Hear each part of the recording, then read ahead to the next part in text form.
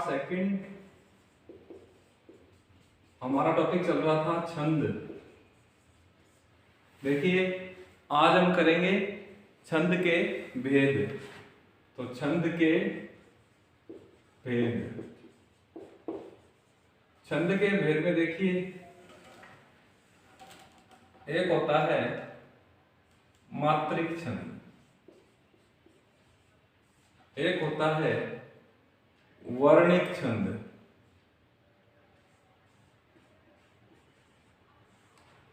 एक होता है लयात्मक गीति काव्य में। मुख्य रूप से हम वर्णिक और मात्रिक छंद की बात करेंगे। देखिए इसके अंतर्गत, मात्रिक के अंतर्गत 3 प्रकार के छंद हैं। सम छंद, अर्धसम, सममात्रिक, अर्धसममात्रिक और विषम छंद।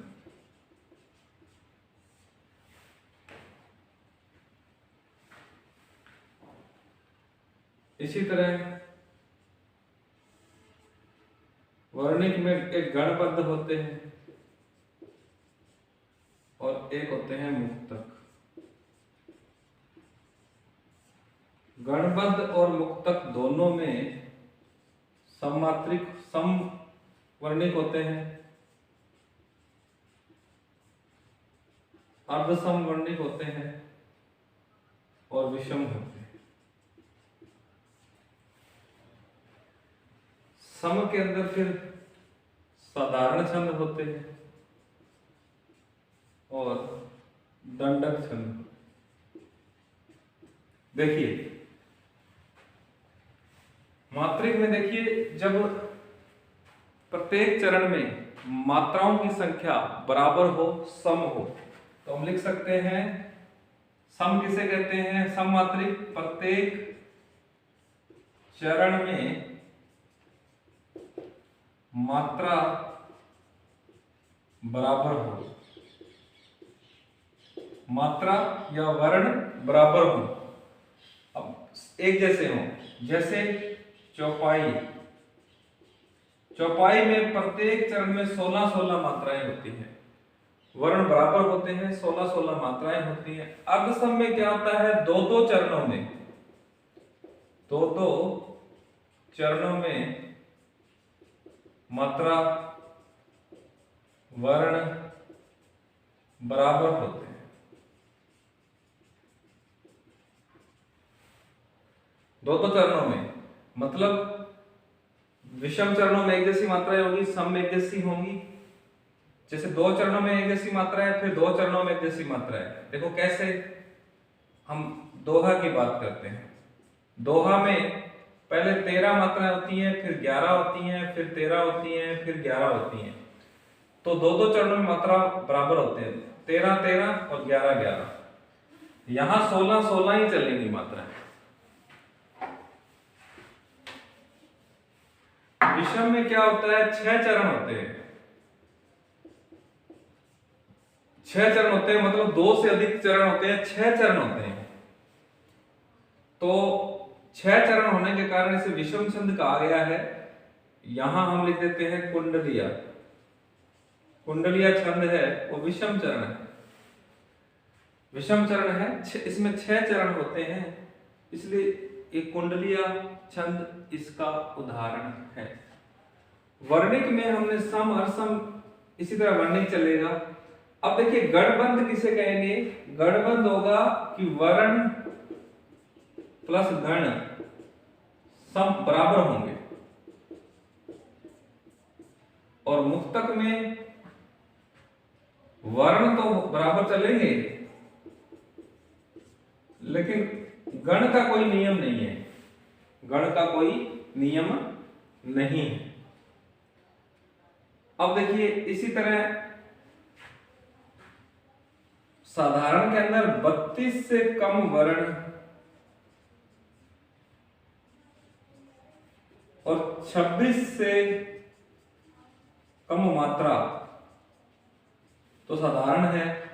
दंडक में 32 से अधिक वर्ण और 26 से अधिक मात्रा हो तो उसे दंडक कहेंगे।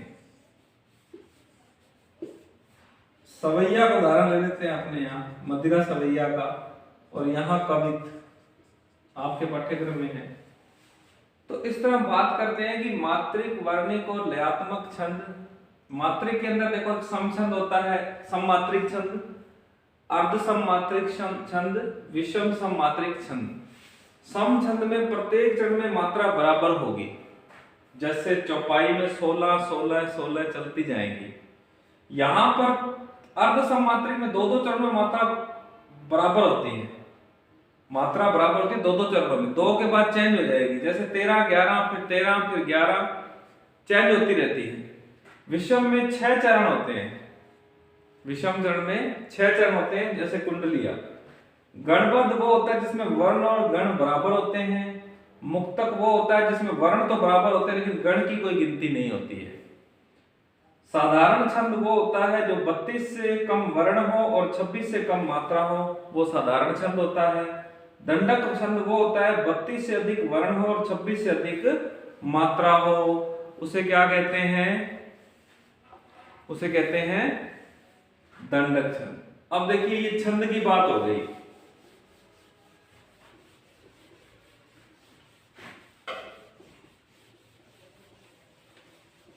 अब देखिए मैं यहां पर एक छंद लिखता हूं, मैं शुरू कर रहा हूं दोहा, दोहा छंद। दोहा छंद में देखिए विषम चरण में 13 मात्राएं होती हैं और सम चरण में 11 मात्राएं होती हैं। तो ये विषम, ये अर्ध सममात्रिक छंद हो गया, अर्ध सम मात्रिक छंद हो गया। ये दोहा की पहचान। देखिए मैं उदाहरण लिख रहा हूं, राम नाम की लूट है,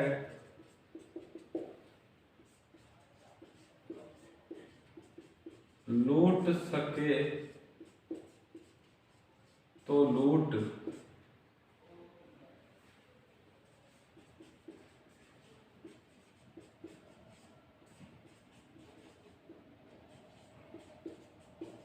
अंतकाल पछताएगा, प्राण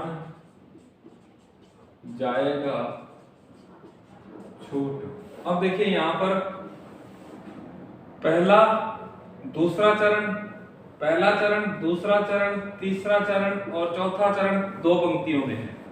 अब देखिए पहले चरण में मैंने बताया विषम चरणों में पहले और तीसरे में 13 मात्रा है, तो 2 और 1 3, 3 और 2 5, 5 और 1 6, 6 और 2 8, 8 और 2 10, 10 और 1 11, 11 और 2 13। तो इसके अंदर हो गई 13 मात्राएं। कैसे हुई? लघु स्वर ए ई उ री जहां आएंगे वहां पर एक मात्रा गिनी जाएगी, जहां पर इसके अलावा होंगे वहां पर 2 मात्रा गिनी जाएंगी। तो यहाँ पर आ है तो 2 मात्रा, ए है तो 1 मात्रा, फिर आ है तो 2 मात्रा, ए है तो फिर 1 मात्रा, बड़ी ई 2 मात्रा, बड़ा उ 2 मात्रा, फिर ए 1 मात्रा, आई तो 2 मात्रा, 13। अब ये विषम चरण है, मतलब पहला 1 3 5 7 9 विषम चरण। अब 2 4 6 8 10 सम, तो लूट में 2, फिर 1 3, 1 4 5 6 7 8 9 10 और 1 11, तो ये 11 मात्रा हो गई।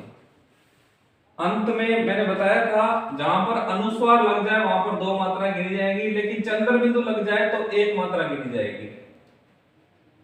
जैसे सत्य शब्द लिखा तो आधे वर्ग से पूर्व वाला दुगनी मात्रा गिनी जाएगी संयुक्ताक्षर में। अब यहाँ 2 फिर 1 फिर 2 फिर 1, 2 और 1 3, 2 5 और 1 6 7 8 9 10 11 12 13, फिर 13, फिर 2 फिर 1 2 1 2 2 1 2 3 4 5 6 7 8 9 10 11, ये 11। तो विषम चरण में 13 मात्राएं और सम चरण में 11 मात्राएं। इसके अंदर क्या हुआ, और अंक इसके अंदर हमारा क्या बन गया, दोहा बन गया।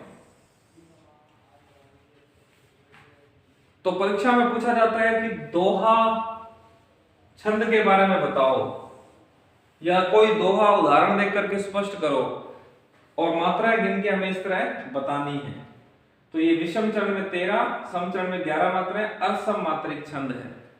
मात्रिक में अर्धसम मात्रिक छंद है, ये हमारा दोहा का उदाहरण हो गया। नेक्स्ट छंद अगले वीडियो।